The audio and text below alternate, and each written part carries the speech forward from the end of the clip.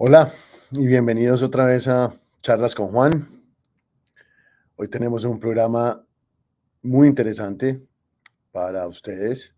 Hoy vamos a hablar del desarrollo, el uso y el mantenimiento del DBT, esta herramienta tan importante para los países y para los usuarios de material reactivo en el mundo, para la seguridad física. Y para eso tenemos un invitado muy especial. Él es jefe de la División de Seguridad Física Nuclear en el Consejo de Seguridad Nuclear de España. Y su nombre es Pedro Lardíez Holgado. Pedro, bienvenido de nuevo a Charlas con Juan. Muchas gracias. Creo que tenemos un cierto retardo en la imagen o en la voz o algo así. Imagino será una cuestión de conexiones, pero en fin, haremos lo que podamos dentro de lo que cabe. Muchas gracias, Juan, por invitarme otra vez y permíteme que salude a mis amigos y compañeros de los países de América Latina y América del Sur y Central. Buenos compañeros, buenas tardes para mí, buenos días para vosotros. Sí tenemos este pequeño retardo, pero vamos a manejarlo sin problema. Okay. Gracias y bienvenido otra vez, Pedro. Gracias por tu tiempo, por tu generosidad para hablar con nosotros sobre estos temas tan importantes para nuestra audiencia que no te escuchó anteriormente o que no te conoce. Cuéntanos un poquito de ti, cuéntanos un poquito de tu vida, de tus estudios, de cómo llegaste a donde estás. Bueno, pues prácticamente es toda una vida, porque ya prácticamente estoy a punto de retirarme el año que viene, con lo cual, bueno, retirarme profesionalmente. Yo creo que esto uno no se retira nunca del todo, pero bueno, en principio de retirarme oficialmente al menos. Pues nada, yo empecé en esto, realmente empecé mi carrera universitaria siendo licenciado en Ciencias Químicas por la Universidad Complutense de Madrid y cuando ya me licencié, hice mi servicio militar, etcétera, etcétera, me presenté casi por casualidad a las pruebas para ser funcionario del Consejo de Seguridad Nuclear. Aprobé por 2 veces, primero en la escala superior, después en la escala técnica, después en la escala superior. Y desde entonces pues vengo desarrollando mi trabajo aquí en el regulador español. Prácticamente es el único sitio donde he trabajado. O sea, soy un regulador nato, se podría decir, porque porque me he dedicado siempre a la regulación, inspección y estas cosas. Y bueno, pues hace 20 años, va a ser este mes de mayo próximo, se creó en el Consejo el área de seguridad física, que para entenderlo mejor he llamado para estas charlas División de Seguridad Física del Consejo de Seguridad Nuclear. Y hace 20 años que desempeño el puesto de jefe de división. Y bueno, pues así acabé, digamos, casi por casualidad, porque yo en mi vida había pensado ser funcionario del Estado y menos aún dedicarme a la energía nuclear. Pero bueno, son cosas que van pasando y al final pues me dediqué plenamente a este campo, que por otra parte es apasionante y no me arrepiento en absoluto de haberme dedicado a él. Sí, eso, siempre decimos que lo atrapa a uno, que este tema lo atrapa a uno y no lo suelta. Sí, es cierto. Pero bueno, empecemos. Enfoquémonos en el tema de hoy, Pedro. Hablemos un poquito del DBT. ¿Qué es el DBT? Empecemos por ahí. Bueno, pues el DBT realmente en español sería la ABD, amenaza base de diseño. El DBT en inglés, Design Basis Threat, es una herramienta reguladora. Esencialmente es una herramienta reguladora que define la amenaza contra la que se tienen que diseñar los sistemas de seguridad física de las instalaciones y los materiales nucleares y de las fuentes radiactivas, en algún caso. Y que además es utilizado por el regulador para evaluar la eficacia de esos sistemas. Realmente ese es el significado profesional para mí de amenaza base de diseño, de DBT o de ABD, en función de cómo. Digo ABD porque aquí en España la llamamos ABD directamente. Sí. Pero DBT para entendernos a nivel internacional. Ok, y el objetivo principal del DBT, digamos, ¿cuál es específicamente y de dónde nace este objetivo? ¿Cuál es su foco principal? Bueno, realmente yo creo que al igual que el fuego tiene un triángulo, la seguridad física tiene otro triángulo, y el triángulo de la seguridad física está constituido por la amenaza, por las consecuencias y por las por los activos que se quieren proteger. Entonces, realmente la DBT es una definición de unos de estos elementos, que es realmente la amenaza. El objetivo es definir cuáles son las características, los atributos, las intenciones de aquello contra lo que tenemos que luchar, de una forma más o menos sistemática y más o menos controlada. Sí. Es decir, es una representación, una definición del concepto de amenaza específicamente dentro de un país, para una instalación, para un material o para un conjunto de instalaciones. Esto es lo que yo entiendo que realmente es el objetivo real de la ABD. Y el DBT como tal está compuesto por diferentes áreas o por diferentes tópicos o diferentes elementos. ¿Cuáles son esos elementos que componen el DBT?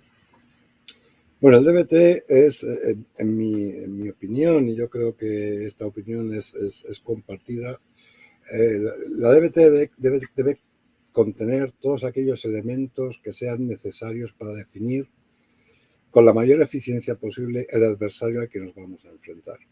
¿Qué elementos son estos?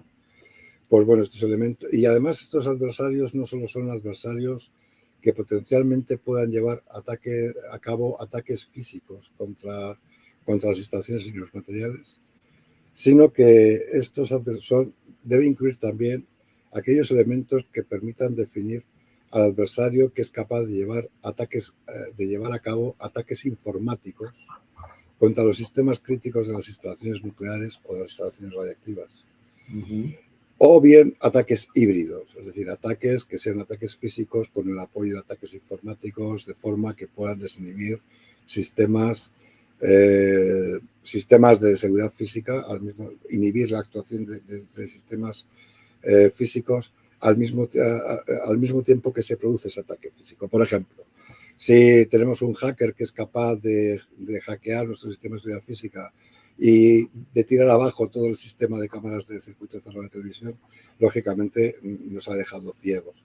Si con esta ceguera ataca un adversario, no vamos a saber nunca cuántos son, por dónde vienen, qué armamento tienen, etcétera, etcétera. Y nuestra respuesta va a ser mucho más complicada. Con lo cual, tendríamos que hacer, en principio, tener una serie de elementos que nos permitan definir ese adversario. ¿Cuáles son estos elementos?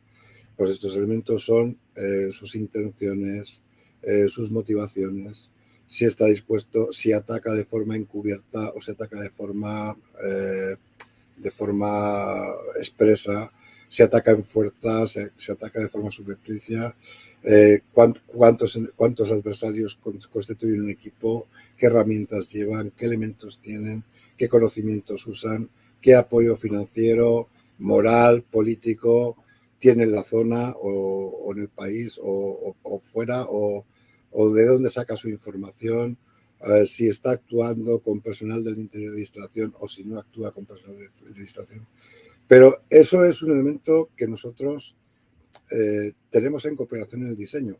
No significa que el adversario que ataque de forma real sea ese, puede ser superior o inferior. Claro. Pero en cualquier caso, nuestro diseño va a estar preparado para afrontar a ese adversario. Pero entonces, lo que yo siempre he pensado, me he preguntado, Pedro, y es, el DBT no solamente es una herramienta que define conceptualmente al adversario, es decir, no solamente conceptualmente tenemos amenazas de un hacker o de este tipo de amenaza o de este otro tipo de amenaza, sino también se centra en en amenazas concretas, este grupo específico, con nombre propio, con, ¿cierto? O esta... No, esta normalmente no, la ABD, al menos la ABD en mi país, no entra en nombres propios ni en grupos ¿no? específicos propios. No. Entra en una definición aséptica de un adversario que tenemos que Sí. tomar como base para la definición para poner un ejemplo. La ABD española, sabes que hace muchos años teníamos una banda terrorista que actuaba, que era ETA, que era Sí. una banda separatista. Nuestra ABD nunca menciona a ETA. Nuestra ABD menciona Claro, un solamente adversario genéricamente que hay un terrorismo. exactamente, que tiene una serie de características. Algunas características provendrán de ETA, pero no todas, Claro. porque tiene que ser una amenaza representativa de todos los adversarios que nos podemos encontrar. Con lo Claro. cual no se habla de nombres, no, se habla de un adversario, una imagen de adversario que se define elemento a elemento. Con qué capacidad va a atacar, qué vehículos va a utilizar, qué tácticas va a utilizar, pero no sabemos quién es. No podemos entrar a definir, no sé si me... O si no, tocaría hacer también actualizar el DBT cada 20 días, porque cada día habría una persona, unos nuevos. O sea, tiene que ser un tema general del tipo de grupos, del tipo de amenaza específica y sus capacidades, ¿cierto? Las Exacto, capacidades que tenga esa amenaza. exacto. Ok. Y ese DBT, entonces, Pedro, ¿para quién es? ¿A quién está dirigido específicamente el DBT? ¿Para quién se hace este documento? Eh, la definición de amenaza base de diseño, lógicamente, tiene dos principales receptores. Uno es el regulador y otro es el operador. Y El el operador. operador, me refiero al titular de las instalaciones nucleares, de las instalaciones reactivas, que es el responsable de diseñar el sistema de seguridad física. ¿Hasta dónde llega mi diseño? Pues tu diseño tiene que llegar hasta interponerte o neutralizar a este determinado adversario. Por ejemplo, si tenemos un país en que no existe un país ideal, en el que no existe un adversario contra las instalaciones nucleares, no necesitaremos un sistema de seguridad física, porque no hay nadie que lo quiera atacar. Sí. Si en mi país tengo un adversario formidable que está en contra claramente de mis centrales nucleares serán próximas a bases militares, porque es la única forma de poder interrumpir la acción y responder a ese adversario. Con lo cual, es así de importante. O sea, en función de cómo yo defina la DBT, todo el régimen nacional de seguridad física de ese país va a ser más o menos robusto. No quiere decir que sea más o menos eficiente, sino más o menos robusto, en función de lo robusto que sea el adversario al cual se enfrenta. Cuando dices que el DBT está enfocado en estos dos, el regulador y en el operador, o su target, digamos, es el operador y el regulador, ¿el operador recibe el DBT? Sí, tiene que recibirlo. Debería Tiene que recibirlo. recibirlo. Tiene que recibirlo. Bueno, a ver, depende de cada país, Ajá. depende de cada estado. Si yo en mi regulación tengo una regulación basada en el desempeño exclusivamente, Sí. en que el titular o el operador o el licensee, para hablarlo en inglés, y tiene que superar tiene que defender su instalación contra ese adversario y tiene que responder a una serie de objetivos. El operador tiene que conocer sí o sí ese adversario, con lo cual tiene que conocer la DBT siempre. Sin embargo, en un país en el que se aplique un sistema de regulación puramente prescriptivo, en que hay una serie de requisitos que tiene que cumplir, esos requisitos los establece el regulador como considerando una declaración de amenaza significativa. En ese caso es el regulador quien conoce la DBT y establece los requisitos y se los da al titular. En ese caso y en ese único caso, el titular no tiene que conocerlo, pero en ese caso no estamos hablando de DBT, sino de una declaración de amenaza representativa. Son dos Claro, cosas la protección. no diferentes, pero sí diferentes. Por supuesto, el que sean el target no significa que las entidades multinacionales no estén involucradas en su elaboración. Hay No, muchas claro, entidades claro, claro, claro. involucradas, Y ahora, y pero ahora, el target esencial es ese. ahora hablamos de eso. Pero entonces en el primer caso, donde hay una regulación basada en desempeño, eh, ¿cómo se conjuga el problema de la seguridad nacional o de la confidencialidad de este DBT compartiéndolo con los operadores, que siempre ha sido como un tema complejo? Esa es una muy buena pregunta, desde luego. Significa que los sistemas de protección de información nacionales tienen que ser extendidos y aplicados al personal de las instalaciones nucleares, que es personal civil. Pero al menos, por ejemplo, en mi país tenemos una serie de normas y de regulaciones para proteger la información clasificada que afectan no solo a personal de la administración, sino también a personal civil, en función de que esté trabajando en diferentes proyectos clasificados o no.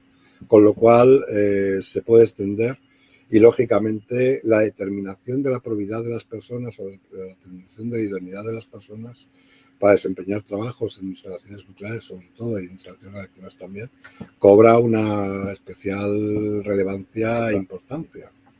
Incluso, digamos, tenemos que ir más allá.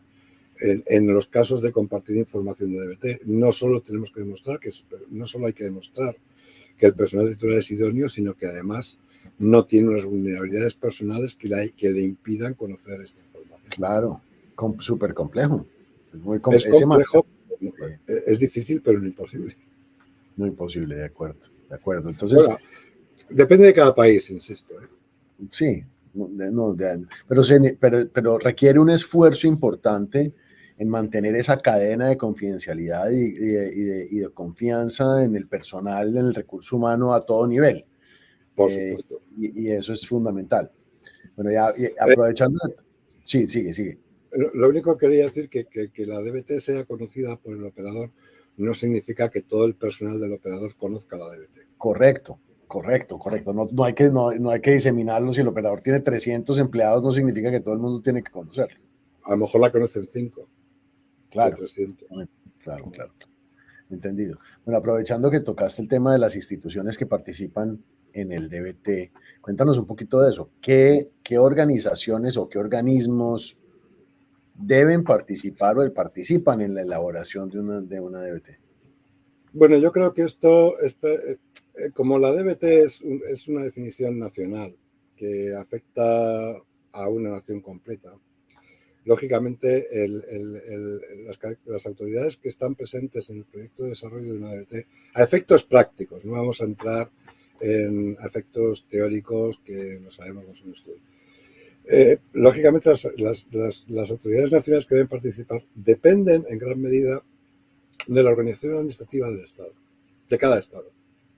Por ejemplo, en el caso español, pues nosotros cuando definimos la primera amenaza base de diseño, la primera definición de amenaza base de diseño, hicimos un ejercicio tabletop para ver si el adversario que se había diseñado o que realmente estaba descrito en esa amenaza de diseño era capaz de llegar a consecuencias radiológicas en una central nuclear española. La respuesta fue que sí, que era capaz de llegar a graves consecuencias radiológicas. Y en ese ejercicio, te lo digo, en ese ejercicio participaron más de 40 personas. De diferentes instituciones. De diferentes instituciones. Con lo cual te puedes hacer una idea de que allí había muchas instituciones. De forma general, se podría decir que tiene que participar prácticamente todas las autoridades nacionales del sistema que estén involucradas en el régimen nacional de seguridad física, el regulador, la comunidad de inteligencia nacional, tanto civil como militar, debe participar en función de cómo se estructure esta comunidad de inteligencia en cada país. Hay países en que solo hay un servicio de inteligencia y hay países en que hay 5 servicios de inteligencia diferentes, cada uno dedicado. Deben participar los 5 o el 1, dependiendo de cuál sea. Lógicamente también deben participar las fuerzas de respuesta dentro de actos malintencionados. Debe participar aduanas al objeto de determinar si hay una amenaza de tráfico ilícito importante o no. Debe participar oficiales, debe participar todo aquel que tenga algo que aportar a esa definición, de una forma más o menos directa, de una forma más o menos troncal. Incluso los titulares de instalaciones y materiales deben en algún momento, en algún estadio del proceso de definición, deben participar para aportar información sobre amenazas específicas que sean muy locales o muy específicas del emplazamiento de cada instalación o del sector industrial que estemos hablando o algo así. Quiero decir, debería participar con la prudencia y con la restricción de información que supone, debería participar todas aquellas autoridades nacionales que sean necesarias para que esa definición sea lo más eficaz posible, lo más real posible, y eso nos permitirá generar diseños de sistemas de seguridad física lo más adecuado posible a la amenaza real existente contra las instalaciones. ¿Qué piensas tú de la participación de los legisladores para tener un apoyo nacional a nivel político? ¿Piensas que eso no es, en esa etapa no es necesaria? ¿Piensas que puede ayudar? ¿Qué piensas de eso? Hombre, lógicamente el legislador siempre tendría que participar, simplemente porque a veces en la definición de amenaza de base de diseño alguien puede pretender ir más allá de lo que establece la ley, ¿no? Siempre es bueno tener un árbitro que diga hasta aquí podemos llegar, hasta aquí no podemos llegar, esto se puede hacer, esto no se puede hacer. Pero la definición de adversario no tiene necesariamente que ver con el sistema coercitivo de una nación, ni con su código penal. El adversario es adversario, no es, con lo cual es alguien que está fuera de la ley, ¿no? Sí, totalmente. O que se va a situar fuera de la ley. Cualquier persona que pueda aportar información que permita hacer más eficaz la definición debería, en mi opinión, debería participar de una forma u otra, de una forma más directa, menos directa, de una forma más estable, menos estable en el proceso, porque al fin y al cabo es un proceso de adquisición, de colección, de análisis de información. Si estás cortando las fuentes de información, ya estás cortando entonces el proceso y estás cometiendo un error. ¿Quién debe coordinar el DBT? Este esfuerzo que acabas de describir tan complejo, ¿quién lo coordina? ¿El regulador? Yo creo que no. Yo creo que el regulador es una parte del proceso, es una parte esencial e importante del proceso, pero lógicamente el regulador yo creo que la función del regulador en el grupo de definición de amenaza base de diseño, yo creo que es el aportar información sobre las consecuencias radiológicas que podrían tener lugar al actuar determinados adversarios, para decir vamos a incluir estos adversarios o no en esta definición. Porque imagínate que hay, yo qué sé, un listado de 400 adversarios diferentes, pero 399 no tienen capacidad suficiente para crear daño. Claro. Pues realmente el regulador es el que va a decir, mira, tú con estas herramientas, con estas y con el estado del arte de mis instalaciones y tal, este adversario nunca va a crear daño o no va a crear un daño importante, con lo cual no lo hacemos considerar. Entonces yo creo que ese es el papel. Entonces, ¿quién debe ser el coordinador? Yo creo, en mi caso, en el Estado español, lo coordina el Ministerio de Interior.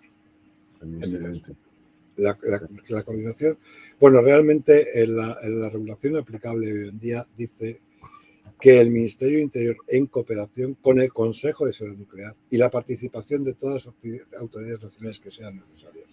Pero se crea un binomio ahí entre el Ministerio de Interior y el regulador, siempre a la par, en la legislación nacional española, en la regulación nacional española.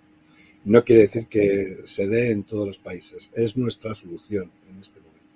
Cada país debe analizar el proceso y debe proporcionar soluciones acorde con su dimensión administrativa. A mí me parece fascinante este tema, me parece fascinante el tema porque es la base Sí. de todo este esquema, andamiaje de seguridad que se construye, ¿no? Y es tan complejo. Y estamos llegando un poco al final de la charla, Pedro, pero no quería dejarte ir sin preguntarte un par de cosas más.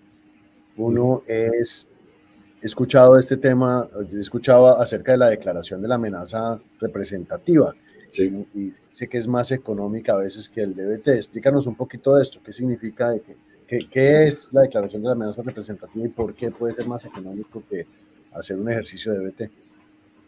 Bueno, la declaración de amenaza representativa, si se lee uno la guía de implementación de la IA correspondiente, no acaba de quedar claro. Para mí, yo creo que la declaración de amenaza representativa es una especie de definición de amenaza que puede utilizar el regulador para establecer requisitos de seguridad física en un régimen regulador prescriptivo.